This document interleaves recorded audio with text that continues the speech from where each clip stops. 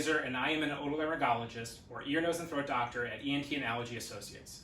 I am posting this video in order to alert you of some potentially important COVID-19 information. Last week I saw or spoke to 6 patients who complained of a loss of smell and or taste sensation. Most were otherwise asymptomatic. This is unusual.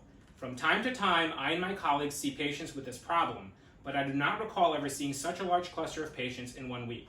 ENT colleagues in my practice and on the American Academy of Otolaryngology Head and Neck Surgery forums have been reporting similar stories. Our colleagues from Europe have as well. In some cases, COVID-19 testing returned positive despite the lack of other symptoms, but in many, no testing was performed since these patients are otherwise asymptomatic. While this analysis is not scientific and only anecdotal, it is important to take note of this.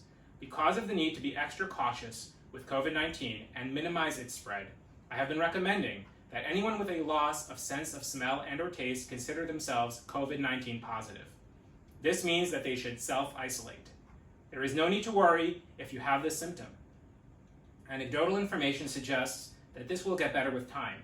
There are things that may improve the outcome, so contact your ENT and discuss your issues with him or her. We at ENT and Allergy are available to patients even during these difficult times, so reach out if you need to. If this is your only symptom, COVID-19 testing is generally not recommended since it won't change our management approach and it will only place others at the testing center at risk of exposure while using up valuable resources which are needed for patients who are more severely ill. Remember that the general management of a mild COVID-19 infection is no different than that of any other cold or mild upper respiratory tract infection. However, do not hesitate to reach out to your healthcare provider if you have any more significant symptoms, such as fever, cough, shortness of breath, or significant gastrointestinal problems, or if you believe you should be evaluated or tested. If you have lost your sense of smell and or taste and you are an essential worker, you should inform your employer and then either maintain self-isolation or get testing for COVID-19 to confirm that it is safe to go back to work.